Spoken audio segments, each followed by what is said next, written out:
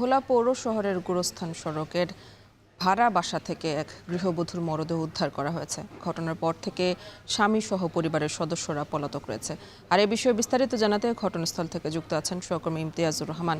ইমতিয়াজ, নিহতের শরীরে আঘাতের কোনো চিহ্ন আছে কিনা জানাবেন, আর এ বিষয়ে বিস্তারিত কি তথ্য আছে আপনার কাছে?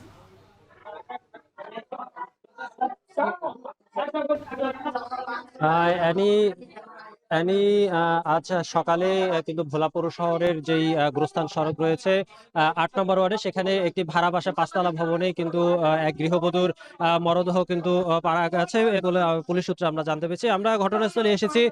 এখানে আইন শৃঙ্খলা বাহিনীর সদস্য রয়েছে, নিহত যেই সুমাইয়া আক্তার মৃত্যু রয়েছে, তার পরিবারের সদস্য রয়েছে। তাদের দাবি কিন্তু যেই তার সুমাইয়া আক্তার মৃত্যুর স্বামী সোহাগ তাকে পিটিয়ে হত্যা করেছে, এমনটাই কিন্তু পরিবারের স্বজন থেকে অভিযোগ করা হচ্ছে। কিন্তু আমরা সকাল থেকে এই বাড়িতে রয়েছে। এখানে যেমনটা দেখতে পেয়েছি যে এখানে আসার পরে দেখলাম যে সুমাইয়া আক্তার যেই গৃহবধূ রয়েছে তার কক্ষে কিন্তু তাকে শোয়া অবস্থা রয়েছে এবং তার মৃত অবস্থায় কিন্তু আমরা দেখতে পেয়েছি এবং তার পরিবারের স্বজনরা কিন্তু তারা দেখেছে এবং তার পরিবারের অভিযোগ কিন্তু তাদের বিগত সময়ে কিন্তু পারিবারিক কোলাহলের মাধ্যমে কিন্তু তাদের মাঝে ঝামেলা সৃষ্টি হতো। এতে করে একাধিকবার থানায় এবং স্থানীয় পর্যায়ে মীমাংসার জন্য বসা হয়েছে। সালিশ বৈঠকের মাধ্যমে কিন্তু কোনো সমস্যার কিন্তু এখন পর্যন্ত সুরাহা তারা করতে পারেনি। কিন্তু তার পরবর্তী ঈদের আগ মুহূর্তে কিন্তু এই স্বামী সোহাগ কিন্তু এই গৃহবধূর বাবার বাড়িতে যায়, বাবার বাড়ি থেকে তাকে নিয়ে আসে এবং নিয়ে আসার পরবর্তী আজকে সকালে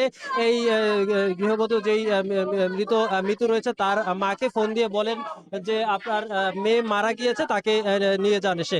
এমনটা বলার পর থেকে কিন্তু তারা বাড়ি এসে ফাঁকা বাড়িতে তার মেয়ের মৃতদেহ পায়। ঘটনার পরপরই কিন্তু আইন শৃঙ্খলা রক্ষাকারী বাহিনী, পুলিশ, র্যাব সহ প্রায় আইন শৃঙ্খলা সকল দপ্তরের কিন্তু সদস্যরা এখানে উপস্থিত হয়েছে। স্রোতহাল চলমান রয়েছে। কিছুক্ষণের ভিতরে কিন্তু যেই গৃহবধূর মরদেহ রয়েছে তা ময়না তদন্তের জন্য নেওয়া হবে বলে কিন্তু পুলিশ সূত্রে আমরা জানতে পেরেছি। আপনাদের আরেকটা বিষয় জানিয়ে রাখি, আজ থেকে প্রায় ৫ বছর আগে ভোলার দৌলতখান উপজেলার উত্তর জনাগড় ইউনিয়নের যেই ইউনিয়নের সোহাগের সাথে কিন্তু বিয়ে হয়েছে বলে কিন্তু আমরা জানতে পেরেছি।